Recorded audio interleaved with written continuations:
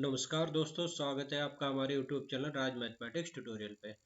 हम ला रहे थे एनसीईआरटी क्लास 10 के एमसीक्यू टाइप में, जो यूनिट 2 में अम्ल क्षार एवं लवण चल रहा था। इसके पार्ट फर्स्ट हम ले आए थे, पार्ट 2 आज शुरू करते हैं, जिसका लिंक इस वीडियो में के नीचे पड़ा है। आप देखना चाहें देख सकते हैं।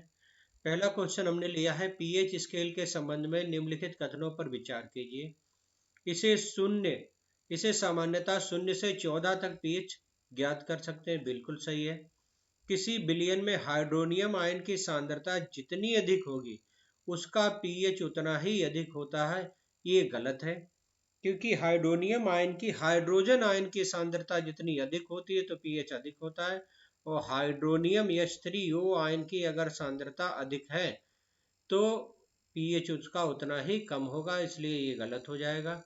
किसी भी उदासीन विलयन का पीएच मान 7 होता है, ये बिल्कुल सही है। इसका मतलब ऑप्शन सी हमारा सही है। व्याख्या देख लेते हैं।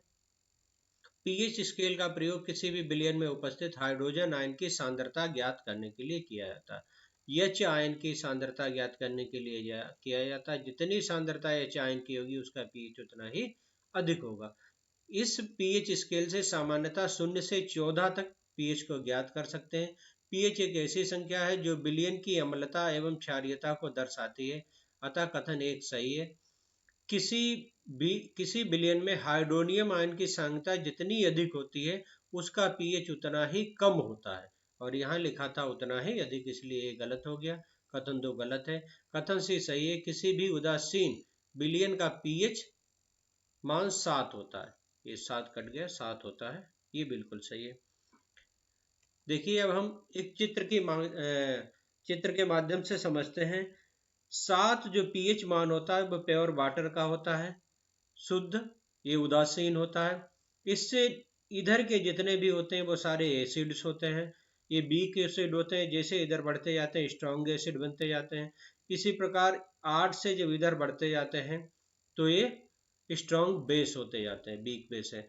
अब प्योर वाटर का, अब इसमें आपके कम से कम 14-15 क्वेश्चन समाहित है। जैसे प्योर वाटर का पीएच पूछा जाए, न्यूट्रल होता है 7।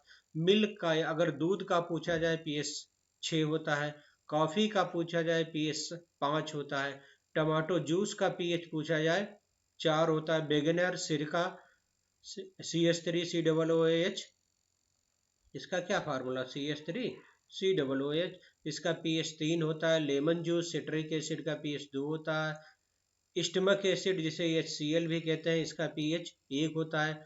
और बैटरी में जो पड़ता है H2SO4, कौन सा पड़ता है, H2, सबसे स्ट्रांग होता है। ये बहुत ही खतरनाक होता है, इससे जल भी सकते हैं, इससे दूर रहना चाहिए। तो इसका पीएच होता है 0। अब आगे बेस का देख लेते हैं। ब्लड का पीएच जो होता है वो 7 और 8 के बीच में होता है, अधिकतर होता है 7.8।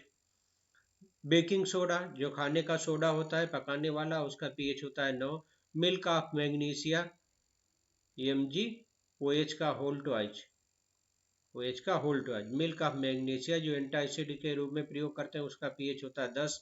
अमोनिया, इसका पीएच होता है 11। सोप, साबुन, पीएच 12 होता है। ब्लीच, जिसका ब्लीचिंग पाउडर या कपड़ों को साफ करने में भी किया जाता है, क्लोरीन के उत्पादन में इसका होता है, तो इसका पीएच होता है 13। NaOH सोल्यूशन का पीएच 14 होता है। 14 एक क्वेश्चन, और इसमें भी 5-6 क्वेश्चन, इसका मतलब आपके 20 क्वेश्चन इसमें तैयार हो गए। चलिए आगे देखते हैं। नेक्स्ट क्वेश्चन, निम्नलिखित कथनों पर विचार कीजिए। मानव शरीर 7 से 7.8 परास के बीच कार्य करता है। पीएच, मानव शरीर का पीएच बिल्कुल सही है, अभी पीछे हम देख चुके। वर्षा जल का पीएच मान 5.6 से कम हो जाने पर वह जल अम्लीय वर्षा जल कहलाता है। वर्षा जल का पीएच 7.5 से कम हो जाने पर, देखिए अगर वर्षा जल है, पीएच जल का पीएच होता है उदासीन जल का, न्यूट्रल वाटर का 7। अगर 7 से कम हो गया, 5.7 हो गया, तो वो तो एसिडिक हो ही गया, तो ये भी सही है। मुंह का पीएच बढ़ जाने पर दांतों का क्षय आरंभ हो। मुंह का पीएच बढ़ेगा तो क्या होगा, बेसिक नेचर बढ़ेगा, यानी कि क्षारीयता बढ़ेगी, तो मुंह को कोई नुकसान नहीं होगा। मुंह को नुकसान होता है अम्लीयता बढ़ने पर, यानी कि ये हमारा गलत है। इसका ऑप्शन ए सही है, 1 और 2। व्याख्या देख लेते हैं। मानव शरीर 7.0 से 7.8 pH परास के बीच कार्य करता है, बिल्कुल सही है। जीवित प्राणी केवल संकीर्ण परास में ही जीवित रह सकते हैं, मतलब ये इतने परास में, इससे कम भी हमारे लिए हानिकारक है, ज्यादा भी हानिकारक। अतः कथन एक सही है। वर्षा जल का pH 5.6 से कम हो जाने पर वह जल अम्लीय वर्षा जल कहलाता है। अम्लीय वर्षा जल का जल जब नदी में प्रवाहित होता है तो नदी का pH मान कम हो जाता है। ऐसी नदी में जलीय जीवधारियों की उत्तरजीविता कठिन हो जाती है, मतलब जब जल का pH कम हो जाता है तो उसमें रहने वाले जीव जंतुओं का जीवन कठिन हो जाता है। मुंह का pH 5.5 से घट जाने पर दांतों का क्षय आरंभ हो जाता है। अतः कथन 3 गलत है। दांतों का इनामेल कैल्शियम फास्फेट से बना होता है। इनामेल मानव शरीर का सबसे कठोर पदार्थ है, यह जल में नहीं घुलता है, लेकिन मुंह का pH 5.5 से कम हो जाने पर संक्षारित हो जाता है। कम हो जाने पर संक्षारित हो जाता है, बढ़ जाने पर संक्षारित नहीं होता है। मुंह में उपस्थित बैक्टीरिया भोजन के पश्चात मुंह में अपशिष्ट शर्करा, जो भोजन के टुकड़े रह जाते हैं, खाद्य पदार्थों का निम्नीकरण करके अम्ल में बदलते हैं। मुंह की सफाई के लिए क्षारीय दंत मंजन उपयोग करने से, जितने भी दंत मंजन होते हैं सारे बेसिक होते हैं, क्षारीय होते हैं। अम्ल की अधिक मात्रा से दंत क्षय को रोज रोका जा सकता है, इसीलिए सारे जो मंजन होते हैं, कोलगेट है, जितने प्रकार के टूथपेस्ट होते हैं, सब बेसिक होते हैं, कोई भी एसिडिक नहीं होता है। नेटाल पौधे के पत्तों को छूने पर डंक जैसा दर्द होता है, ये किस अम्ल का प्रभाव?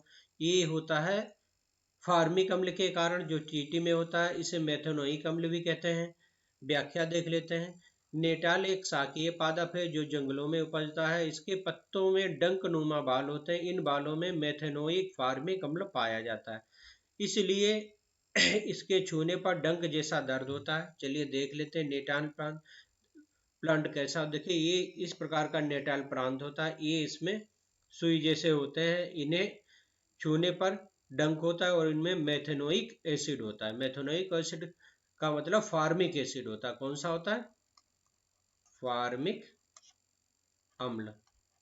और फार्मिक अम्ल का फार्मूला क्या होता है? HOOCH। नेक्स्ट, विरंजक चूर्ण के संदर्भ में निम्न कथनों पर विचार कीजिए। हाइड्रोजन गैस का उपयोग विरंजक चूर्ण के उत्पादन के लिए किया जाता है। हाइड्रोजन गैस का नहीं, ये क्लोरीन गैस के लिए होता है, कि विरंजक चूर्ण का होता है CaOCl2। इसका उपयोग पीने वाले जल के रोगाणुओं को मुक्त करने के लिए रोगाणुनाशक के रूप में किया जाता है, सही है।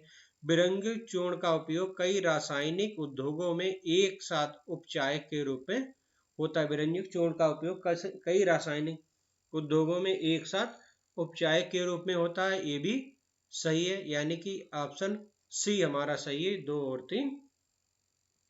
व्याख्या देख लेते हैं। कथन एक गलत है, क्योंकि विरंजक चूर्ण के उत्पादन में क्लोरीन गैस का उपयोग किया जाता है। इसे शुष्क बुझे चूने पर क्लोरीन की क्रिया करके प्राप्त किया जाता है। इसका सूत्र होता है CaOCl2। CaOCl2।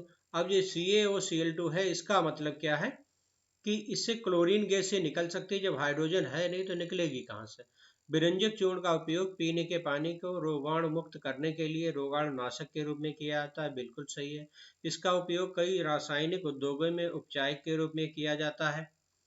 इसके अतिरिक्त इसका उपयोग वस्त्र उद्योग में सूती और लिनन, कागज फैक्ट्री में लकड़ी के मज्जा, वुड पल्प और लॉन्ड्री में कपड़ों की सफाई के लिए विरंजक के रूप में बृहद स्तर पर किया जाता है। तो ये होता है ब्लीचिंग पाउडर, जिससे कपड़े वगैरह साफ किए जाते हैं, लकड़ी का मज्जा बनाया जाता है, और लिनन, कागज की फैक्ट्री में लकड़ी का मज्जा बनाया, ये सब चीज़ें होती हैं। ठीक है, मिलते हैं अगले कुछ क्वेश्चंस के साथ नेक्स्ट वीडियो में। Thank you.